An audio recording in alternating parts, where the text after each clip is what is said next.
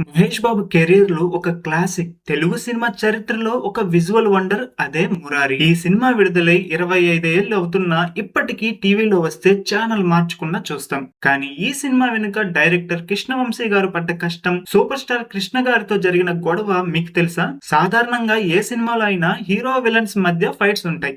కానీ మురారిలో విలన్ ఒక మనిషి కాదు, ఒక శాపం విలన్ అయితే ఎలా ఉంటుంది అనే వినూత్న ఆలోచనతో కృష్ణవంశీ గారు ఈ కథను రాసుకున్నారు. చనిపోయే సమయం దగ్గర పడుతుంటే కంటికి కనిపించని ఆ మృత్యువు నుండి హీరో ఎలా తప్పించుకుంటాడు అనే పాయింట్ ప్రేక్షకులను సీటు అంచున కూర్చోబెట్టింది. మహేష్ బాబు మురారి ఎలా అయ్యారంటే, అప్పట్లో మహేష్ బాబు చాలా ఫెయిర్ గా కలర్ఫుల్ గా ఉండేవారు. ఇప్పటికీ అలానే ఉంటారనుకోండి, అది వేరే విషయం.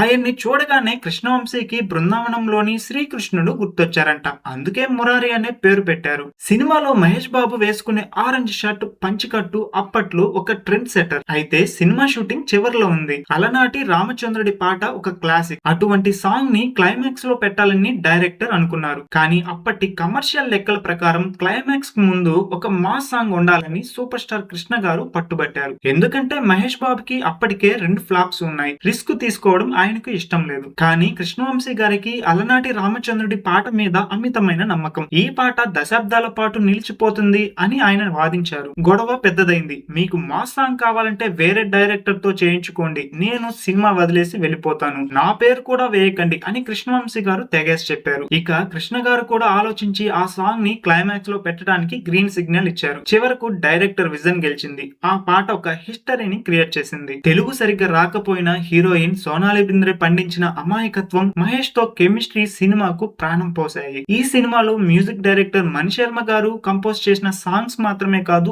బ్యాక్గ్రౌండ్ స్కోర్ నేటికి వన్ ఆఫ్ ది బెస్ట్ అని చెప్పవచ్చు. మీలో ఎంత మందికి మురారి సినిమా అంటే ఇష్టమో కామెంట్ చేయండి.